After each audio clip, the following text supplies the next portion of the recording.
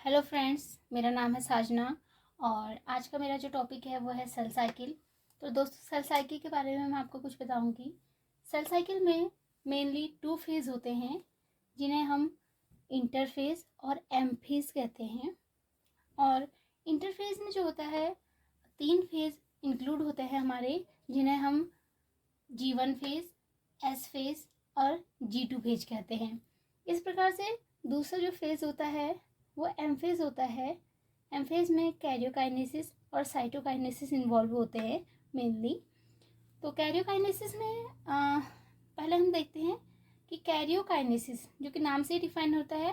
Karyokinesis में जो होता है मेनली न्यूक्लियस डिवाइड होता है। सो nucleus that is the genetic material, DNA या आरएनए जो भी होते हैं वो डिवाइड होते हैं, तो उसे कैरियोकाइनेसिस कहते हैं।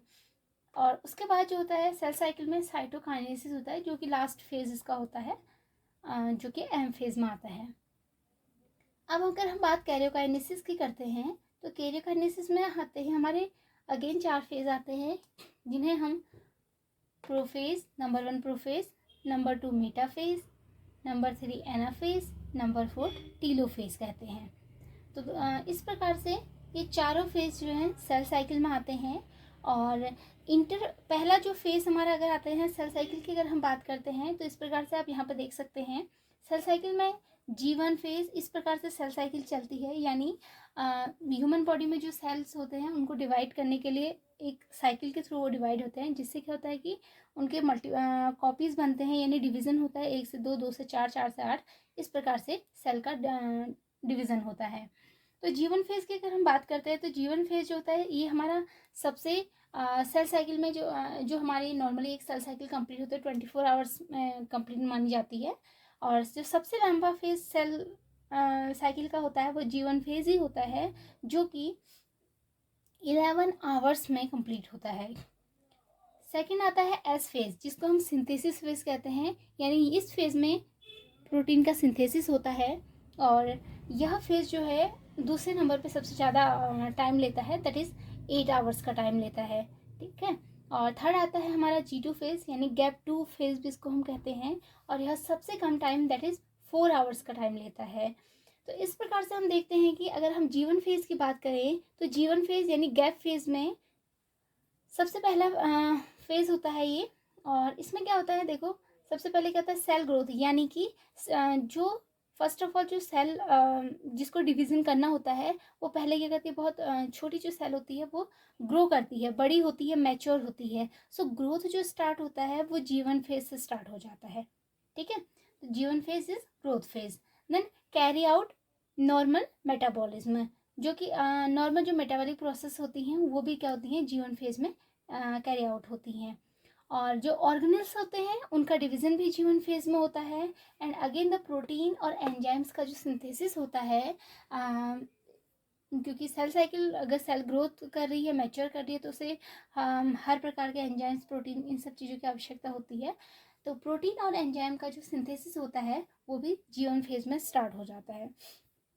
जीवन फेज के कंप्लीशन के बाद सेकंड जो फेज आता है वो आता है सिंथेसिस फेज, या जिसको हम एस फेज भी कहते हैं। और यह जो कंप्लीट होता है, मैं पहले बता चुकी हूँ कि 8 आवर्स कंप्लीट होता है, that is second largest time ये लेता है। सिंथेसिस फेज जैसा कि नाम से ही डिफाइन हो रहा है, सिंथेसिस का मतलब है कि सिंथेसिस करना यानी निर्माण करना। तो इस प्रकार से क्या होता है कि हमारा जो इस फेज में डीएनए का रेप्लिकेशन होता है, यानी डीएनए डुप्लीकेट होता है। क्योंकि जैसा ही मैं पहले ही बता चुकी हूँ कि एस फेज में जो जेनेटिक मटेरियल होता है खाली वो डिवाइड होता है, और सेल सिर्फ ग्रो करती है, यानी सेल मैच्योर होती है, डिवाइड यहाँ पे नहीं होती है, अभी सिर्फ ग्रो कर रही होती है सेल। तो डीएनए का रेप्लिकेशन यहाँ पे होता है, डीएनए कंटेंट और क्रोमोसोम जो होता है वो क्रोमोसोम का मास यहाँ पे बढ़ जाता है, क्रोमोसोम का भी डुप्लीकेशन हो जाता है, जिससे कि क्या होता है कि सिस्टर क्रोमैटिड बनते हैं, वो इसी फेज में बनते हैं। और सेंट्रियोल्स का भी डुप्लीकेशन स्टार्ट हो जाता है। तो अभी मैं इमेज के थ्रू आपको यहाँ पे दिखा नहीं सकती हूँ, लेकिन ये कुछ इसके मेन पॉइंट हैं। थर्ड आता है G2 फेज या गैप 2 फेज इसको हम कहते हैं। इसमें जो मेनली होता है, जो बाकी हमारे सेल के ग्रोथ का, डीएनए के डुप्लीकेशन का और डीएनए रेप्लिकेशन, क्रोमोसोमल डुप्लीकेशन, ये सभी काम जो होते हैं G1 और S फेज़ में कंप्लीट हो जाते हैं। और सेल टू जो गैप 2 फेज़ होता है उसमें जो मेनली होती है सेल, हालांकि सेल जो है वो G1 फेज़ से G2 फेज़ तक ग्रो करती है, बट G1 फेज़ में रैपिडली ग्रो करती है और उसके बाद S फेज़ और देन G2 फेज़ में स्लोली ग्रो करती है। तो G2 फेज़ में भी सेल ग्रो कर रही होती है और पूरी तरीके से बढ़ जाती, ग्रो कर लेती है, मैच्योर हो जाती है। और यहाँ पे जो होता है सेल माइटोसिस के लिए प्रिपेयर हो जाती है। अब बात आती है G1S और G2 के बाद जो हमारा फोर्थ जो फेज़ बचता है M फेज़, यानी जिसको हम माइटोटिक फेज़ कहते हैं। यहाँ पे मेनली जो होता है बाकी सारे काम सेल के होते हैं, कैरियोकाइनेसिस, साइटोकाइनेसिस, इस टाइप के। तो एम फेज में यानी माइटोटिक फेज में पहला जो हमारा आता है वो आता है कैरियोकाइनेसिस।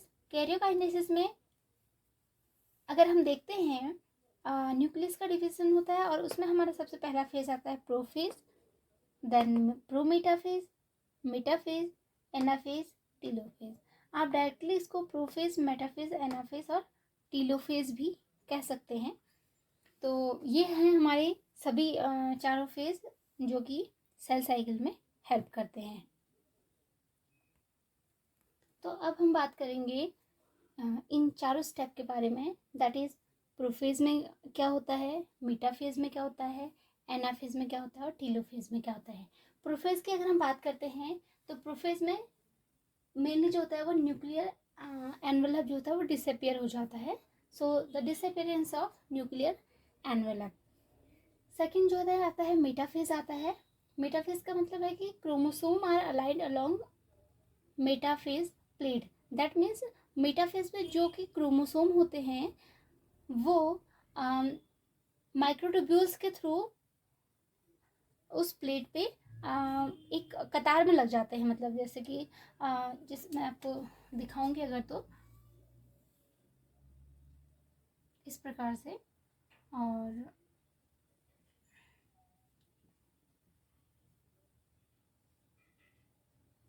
इस प्रकार से जो है माइक्रोट्यूब्यूल्स के through with the help of microtubules ये सभी क्या होते हैं कि इस प्रकार से रो में लग जाते हैं। तो क्रोमेटिड जो होते हैं वो अलाइन हो जाते हैं along the metaphase plate. Then बात आती है एनाफेज की। एनाफेज में जो होता है क्रोमेटिड सेपरेट हो जाते हैं एंड स्पिंडल पोल जो होता है वो मूव फार्दर अपार्ट, यानी क्रोमेटिड सेपरेट हो जाएंगे और स्पिंडल पोल जो है अपोजिट साइड को मूव करने लगेंगे, जिससे क्या होगा कि यहाँ पे कैरियोकाइनेसिस की जो प्रोसेस होती है वो कंप्लीट हो जाती है। और this after anaphase it enter into the telophase, यानी टीलोफेज में ये एंटर करता है। टीलोफेज जो होता है वो हमारा साइटोकाइनेसिस यहाँ पे होता है। That is the division of जो साइटोप्लाज्म हम कह सकते हैं, कंटेंट का जो डिवीजन होता है, दैट इज एक सेल से 2 डॉटर सेल्स बन जाते हैं टीलोफेज के बाद, जो कि माइटोसिस प्रोसेस को कंप्लीट करता है। तो यह प्रोसेस आपको, होप कि आपको ये सब प्रक्रिया समझ में आई होगी सेल साइकिल की। And thank you so much for watching this video. Like, share and subscribe. Thank you so much. बहुत जल्द इसी से रिलेटेड दूसरा वीडियो मैं लेके आऊँगी। Thank you.